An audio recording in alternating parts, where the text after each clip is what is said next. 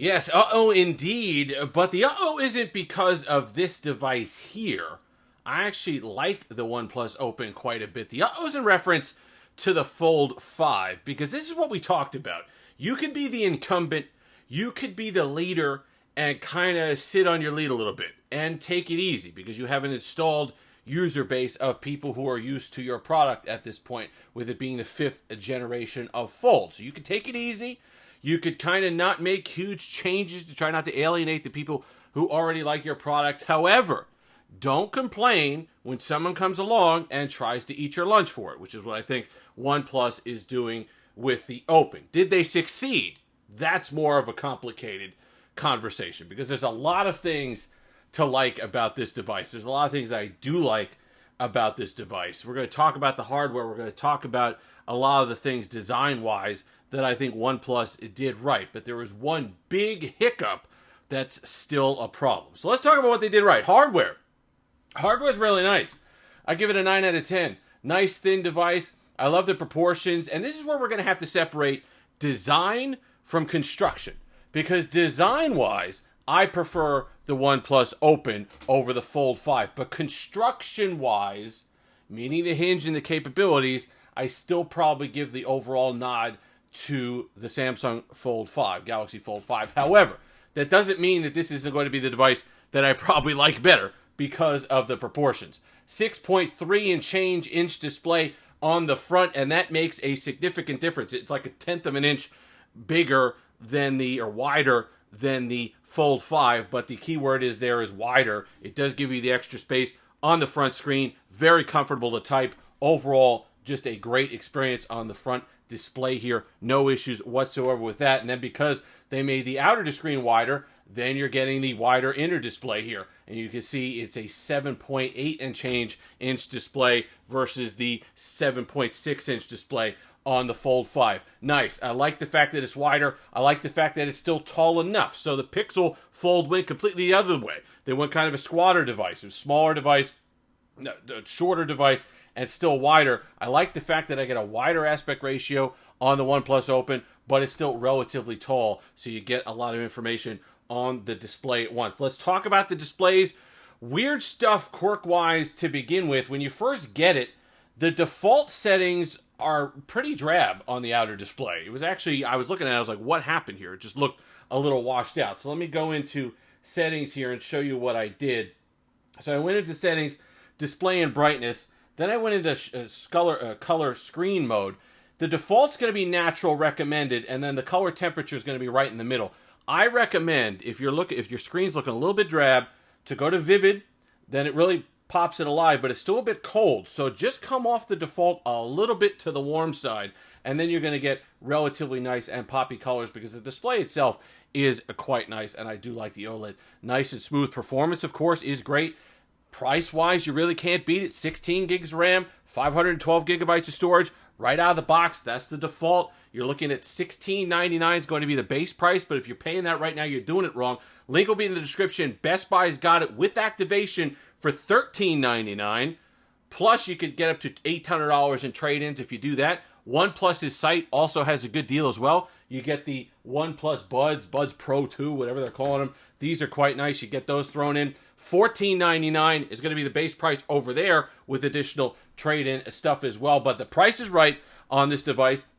The hardware is right on this device to go toe-to-toe with the other foldables. I do think it's the nicest design of a foldable we have available in the United States. And that's where people are making the mistake. Don't say this is a first-generation Fold for OnePlus. It's not. You know, they look across the hall to Oppo, who's had several of these find-end devices that are similar in form factor, in order for them to look over and kind of copy a little bit of their homework. And I'm sure a lot of the DNA of those Find devices has made its way into here. Overall, nice design. This is the Emerald Dusk, whatever it is. Nice enough color. The other one has got the vegan leather on the back, so that's no issue. Huge camera hump here. We're going to test that. Early photos is basically what you'd expect from a OnePlus camera. It's okay-ish, but the photos are a little darker, a little bit more drab than some of the other manufacturers, so that's something to consider. And here's the big downside. You ready?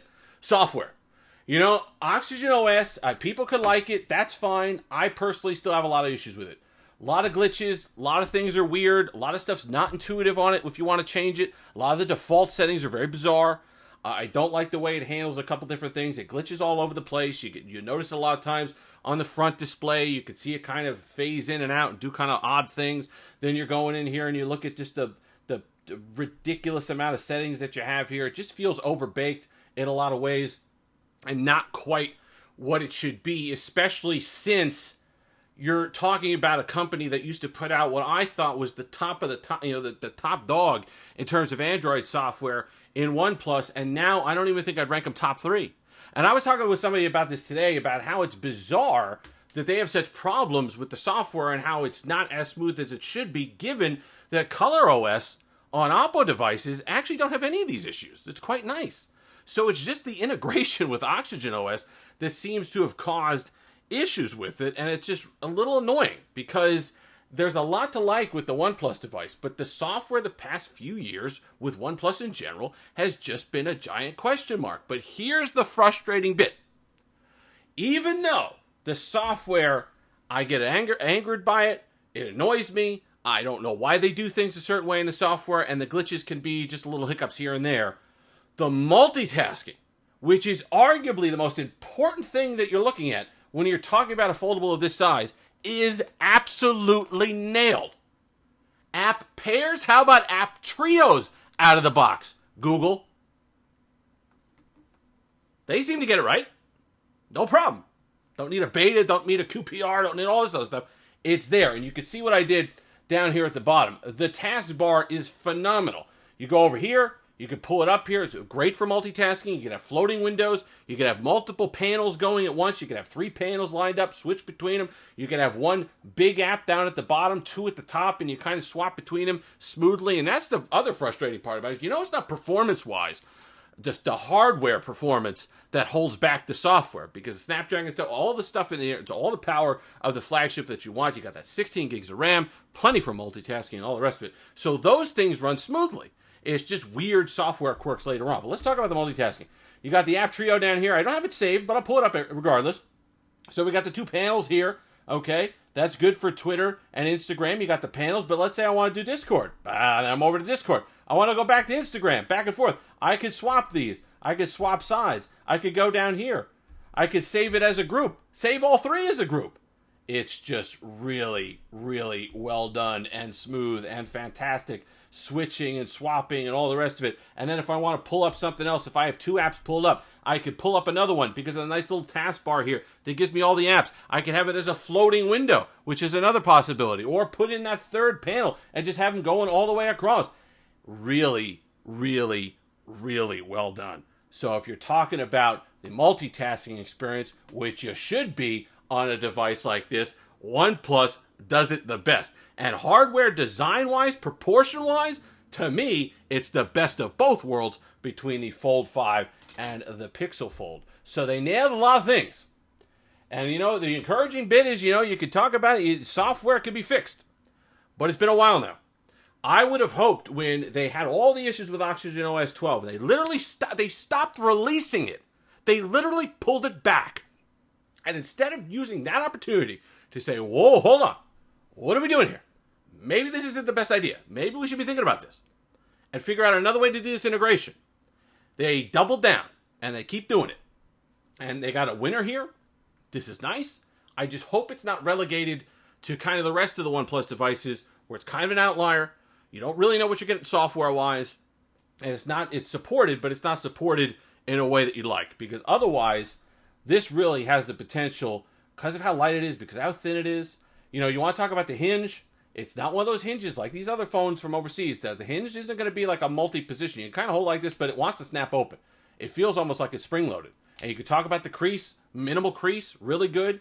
But I still think the sophistication of the Samsung hinge is slightly ahead with that device. But overall, design-wise, I do give it to the OnePlus. But I do have a lot of question marks as opposed to that software and what they're going to do with it. But otherwise, if they can clean that up, this is a mighty, mighty fine and interesting device so far. If you've made it this far, like, comment, subscribe, all that fun stuff. Until next time, have that delicious day.